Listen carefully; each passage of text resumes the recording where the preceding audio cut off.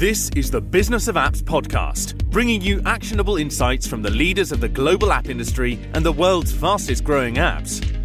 You can find more app news, data and analysis over at businessofapps.com. Welcome to the Business of Apps podcast. On this show, we invite app industry professionals to cover various topics. We promise to do our best to keep it both insightful but brief. In this episode, we have Sacha Lazimi, CEO at Yubo. Sacha, welcome to the Business of Apps podcast. Hey, thank you for inviting me. Terrific. It's really great to have you on the podcast. Thank you for coming. All right. So even if you aren't a tech pundit who has been following all stories about social media companies, inevitably you stumble upon a breaking story about Facebook, Instagram, YouTube, TikTok that talks about their negative impact on our society, on teenagers' mental health, or even on democracy itself. You may get an impression that there's no way you can design a social network differently, so you won't get that flip side. But that's not the case. Sacha will tell us exactly how it's possible to achieve. But we always begin with the intro of a guest. Please tell us about yourself, your background. Sure. So my name is Sacha. I'm a co-founder and CEO of Yubo. And it's been 10 years that I'm building application with the same co-founder, with the same mission of improving the way of how people connect and interact online. And we met at the university. We've done a bachelor in science in mathematics together. And this is where we built our first consumer product. It was an hypergeolocated group chat app where people could communicate anonymously. And it didn't work because we had not enough traction. So after this project, we joined an engineering school and we built a second product with a very simple concept where you can meet one person per day, either for networking or for friendship. And we built this product during 2 years. It didn't work also because we didn't have enough engagement. Right. And then just after that, we launched Yubo in October 2015. That's awesome. So you've been trying this concept of social media app for several times, and Yubo is the one that is actually taken off for you, right? Yes, exactly. Like Yubo is just an iteration of what we've done since 10 years with my co-founder, and we always had the same mission. That's never give up. Get back to the whiteboard, as they say. Try different things, analyze your mistakes, and move forward. You're going to get it. All exactly. Right. Now tell me about Yubo. What do you guys do? What goals are you trying to achieve with it? And how's it different from other social networks?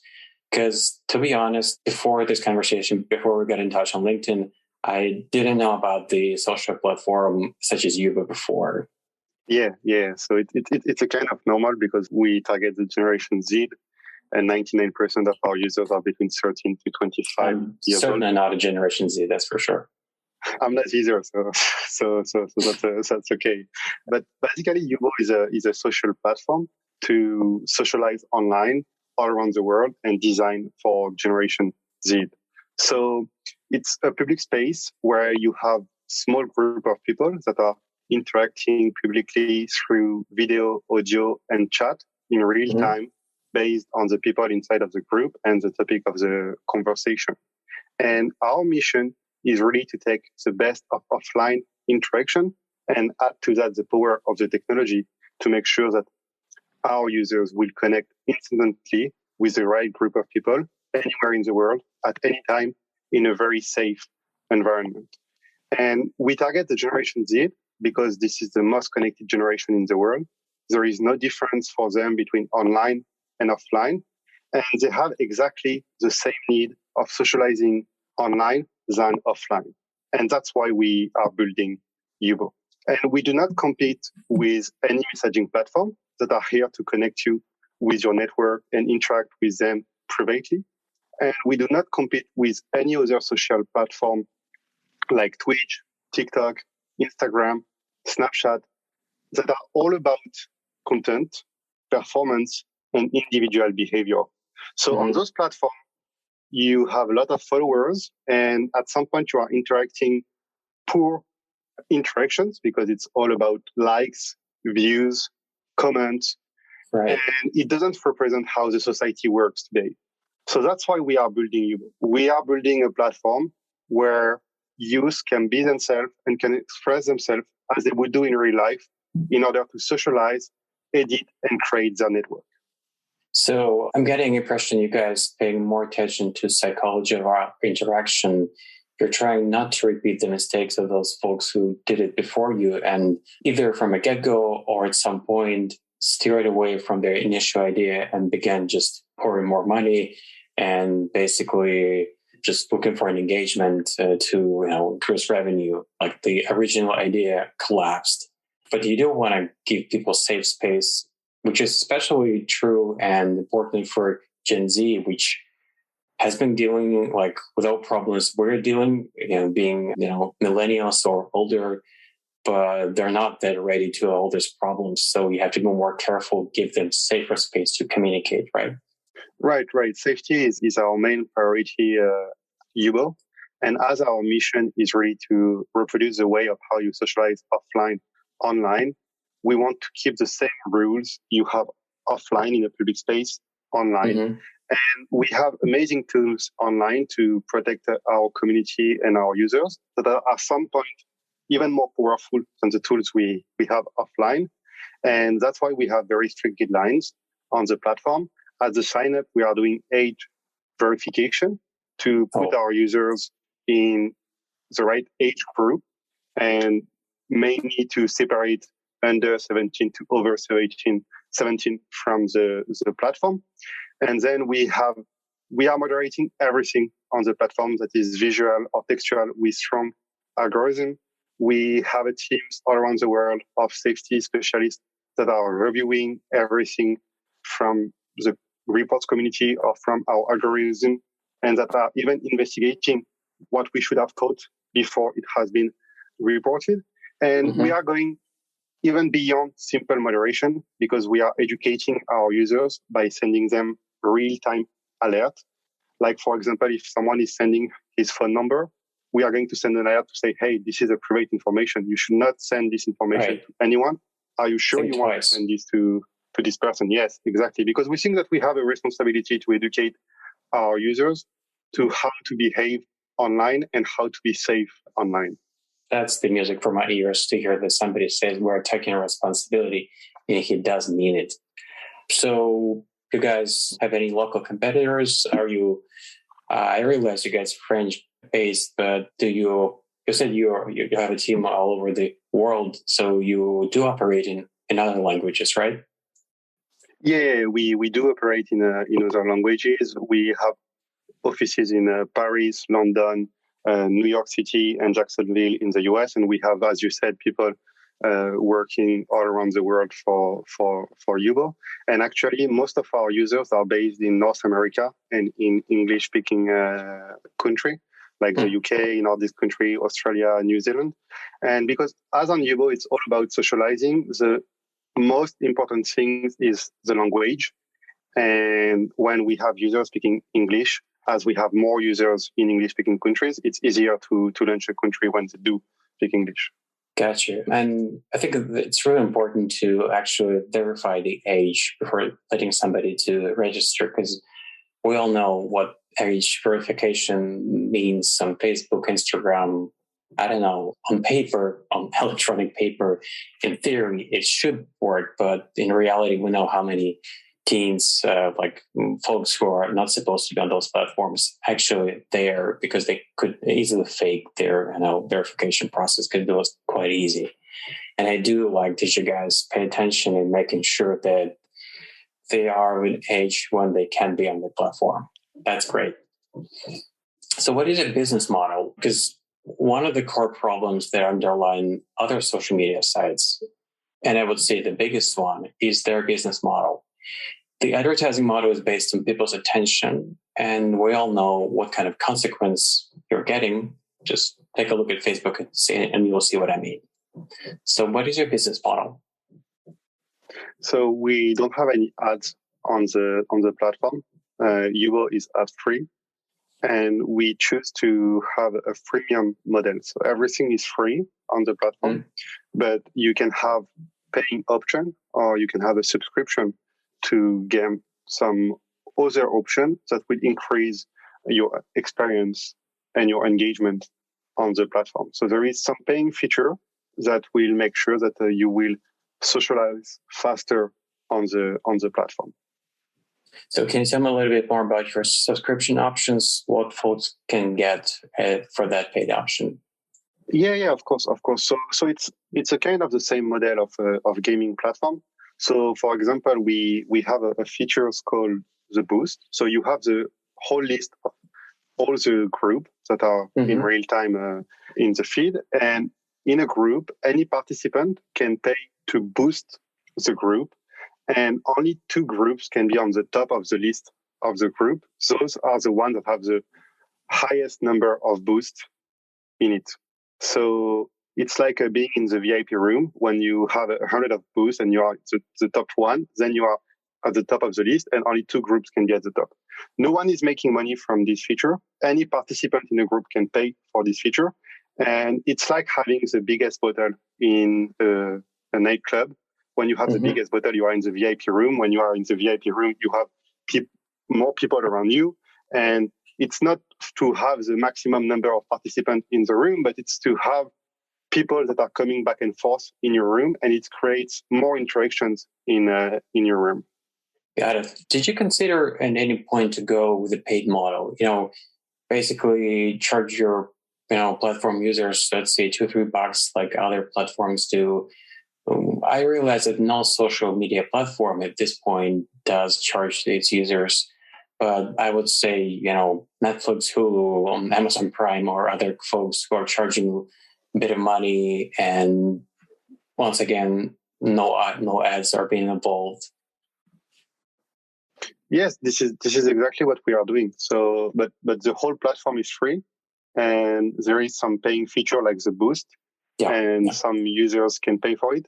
We are not making all our users paying users, but we only have a few amount of users that are paying users, and it's enough for us to create the company. And at some point, as the feature we are making paying feature are a way to increase the experience of some users. If everyone has this feature, at some point it won't increase the experience of the one that are using the feature at this moment. So we can only give the feature to a few amount of users that are paying users, and it's a win-win for everyone because we are making money from it, and our users, when they pay, they have a return over investment, which is having a better experience.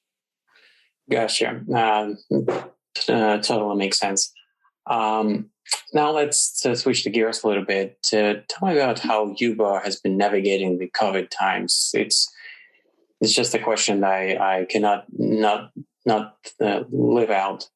What was the hardest part? Comparing the 2020 and this year, where do you stand with COVID today? Do you see more or less users, more or less engagement on the platform? Of course. So for us, what you need to understand is that our users are mainly using Yubo during the weekend, after school or after work, after university, or during holidays. So with a strict lockdown that we had, for example, in France, we are seeing more engagement on the platform during the day because it's like another big holidays and it's every day, Sundays. So for us, when we have strict lockdown in the countries, we see, of course, more engagement on the platform. And in 2020, during the first semester, we've seen 400% of increase over engagement on the platform because of the strict lockdown, which is actually what we are seeing during summer holidays or Christmas holidays on the platform. So for us, it was like having another big holidays, and it increased engagement. And now we are back to normal. And we were here before the pandemic, and we were still growing and having a lot of engagement, and it continues today. Just from the top of your head, did you basically get back to the same level, pre-COVID? Are you still, you see a more level of engagement, going through the COVID? You're pretty much at the same place where you've been before the COVID, or you No. Of course, we increase, Got and it. the more users we have, the more engaged they are. So when we are increasing the number of engagement and of users in the platform, we stay at the level of engagement after that. Got you. Let's talk about the platforms a little bit. We all know that like the whole mobile world has been divided between two giants, iOS and Android.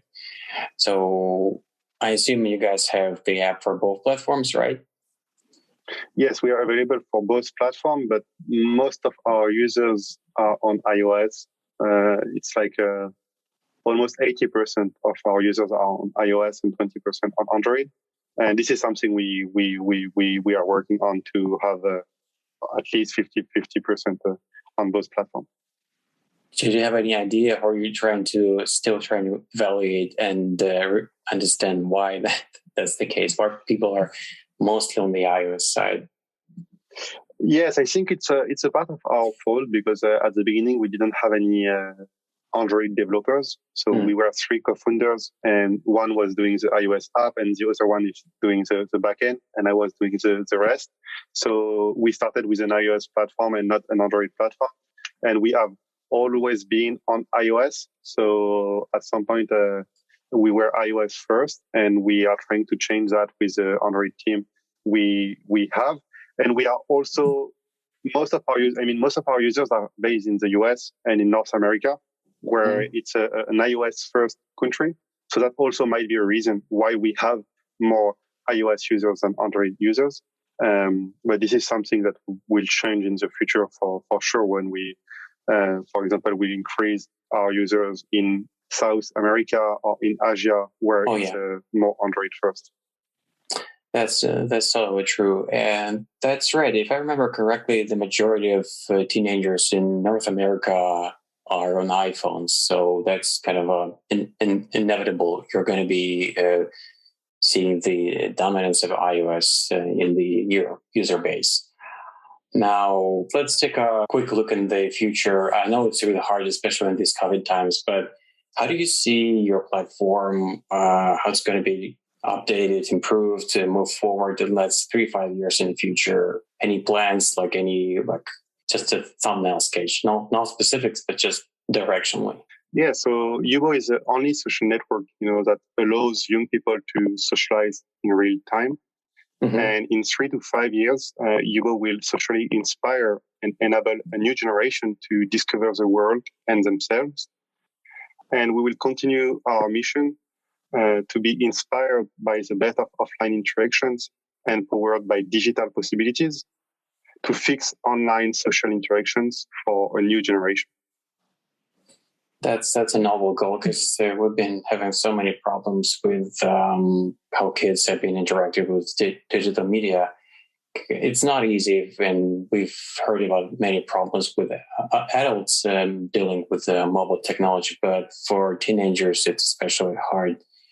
And so we definitely need more apps like you guys do in this world.